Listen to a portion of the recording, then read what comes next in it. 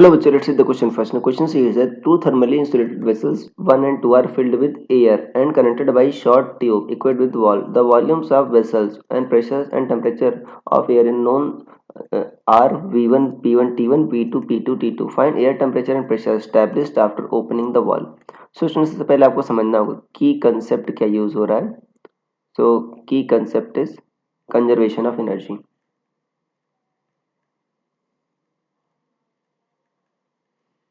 Conservation of energy.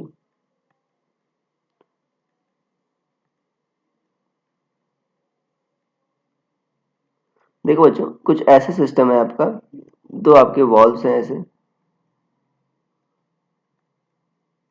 ऐसे, मतलब दो आपके ऐसे वेसल्स हैं. यहाँ पर अभी बच्चों आपका वॉल लगा है, राइट.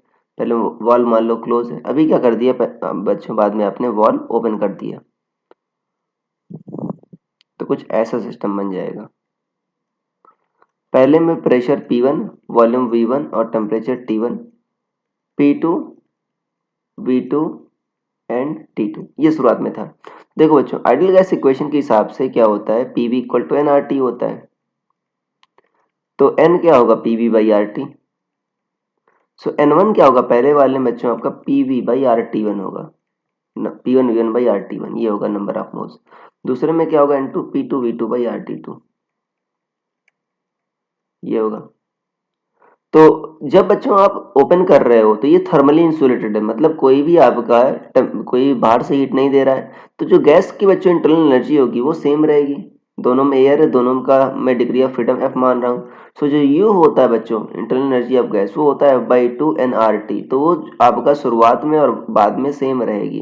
तो जो पहले दोनों की एनर्जी थी बच्चों, ठीक है, वो कितना होगा आपका, U initial will be equal to U final F/2 N1 RT1.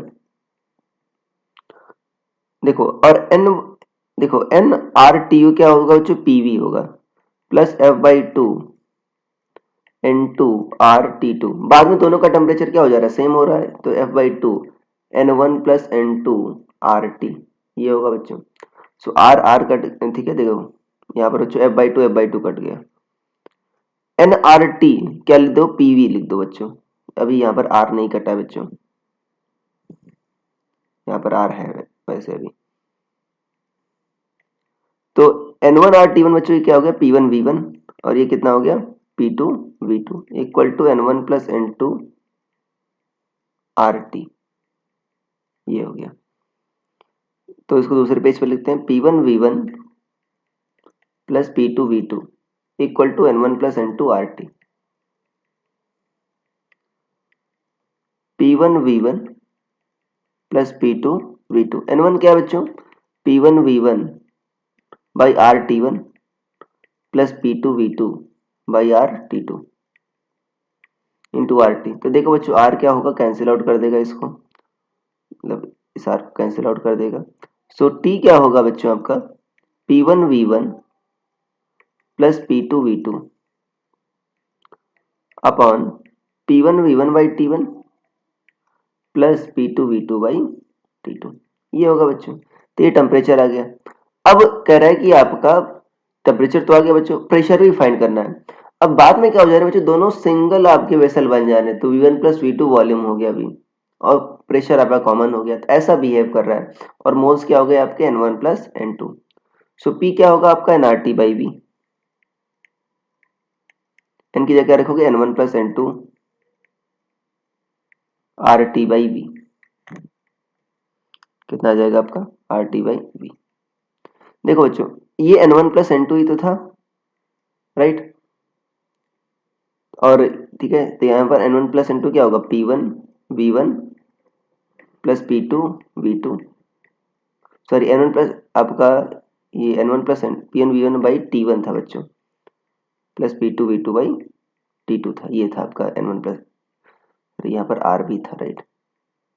ये था बच्चों N1 और N2. और RT, T क्या होगा बच्चों, देखो T क्या है आपका, P1 V1 plus P2 V2 और अपॉन क्या बच्चों, ये टर्म है, ठीक है ना, ये टर्म पूरा है, P1 V1 बाई RT, ठीक है, P1 V1 बाई T1. देखो R बच्चों कट जाएगा यहाँ से, तो क्या है नीचे आपका P1 V1 by T1 plus P2 V2 by T2 plus P2 V2 by T2 divide by क्या है बच्चों V क्या है आपका V1 प्लस V2 ये। तो यहां से ये टर्म तो बच्चों कट गया, क्या बचा सिर्फ ऊपर P1 V1 बचा, P2 V2 नीचे V1 प्लस V2 बचा। तो जो P आ जाएगा आपका क्या आया, ऊपर P1 V1 बचा बच्चों plus P2 V2 upon V1 plus V2, ये आ गया बच्चों आपका फाइनल प्रेशर। और टेम्परेचर आपने ऑलरेडी निकाल लिया, टेम्परेचर क्या आया था आपका P1 V1 plus P2 V2 upon क्या था आपका P1 V1 by T1 plus P2 V2 by T2। तो ये था बच्चों आपका final temperature and pressure. So this will be the answer.